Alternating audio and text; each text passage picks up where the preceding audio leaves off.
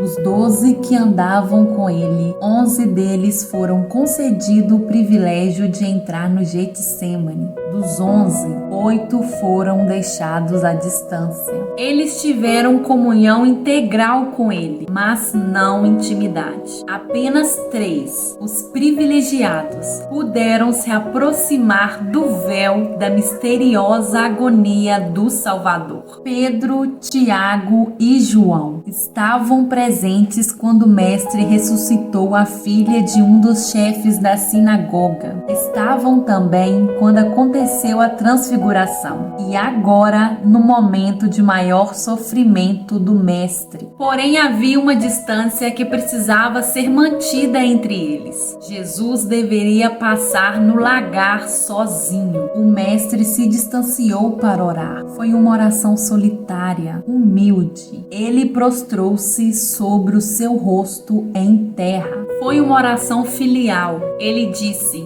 meu Pai, se for possível, afasta-se de mim este cálice. Foi uma oração perseverante. Ele orou 3 vezes, dizendo essas mesmas palavras. Foi uma oração submissa. Contudo, não seja como eu quero, e sim como queres.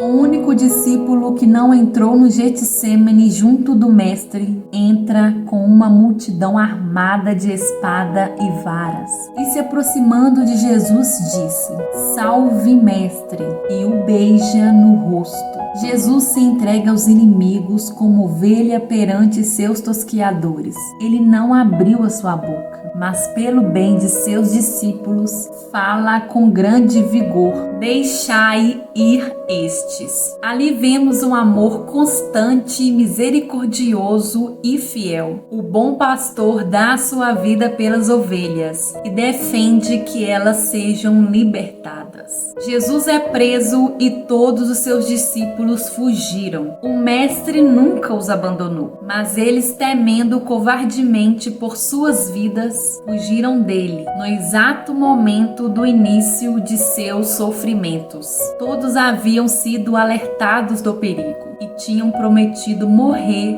ao invés de deixar o seu mestre. E ainda assim foram tomados por um pânico súbito e saíram correndo. Onde mais eles poderiam estar seguros quanto perto do seu mestre, que poderia chamar 12 legiões de anjos na mesma hora. Jesus passou a noite toda em agonia. Restava-lhe pouca força e não foi permitido nenhum descanso. Então Pilatos perguntou à multidão: qual desses vocês querem que solte? Barrabás ou Jesus chamado Cristo? Qual dos dois vocês querem que eu solte?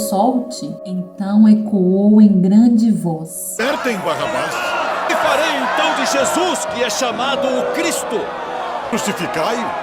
A mesma multidão que seguia o nosso mestre, que foi curada, alimentada e libertada, gritava: crucifica-o. Pilatos entregou o nosso Senhor aos oficiais de Roma para ser açoitado. Os soldados teceram uma coroa de espinhos e puseram em sua cabeça. Batiam-lhe em seu rosto e cuspiram nele. Eles estavam ansiosos por seu sangue e por isso levaram-no para morrer carregando a cruz. Meus pecados foram os açoites que laceraram aqueles ombros abençoados e coroaram com espinhos aquela fronte ensanguentada. Meus pecados gritaram: crucifica-o, e colocaram a cruz sobre seus ombros graciosos. Ele ser levado para morrer é sofrimento bastante para uma eternidade, mas eu ter sido seu assassino é mais, infinitamente mais,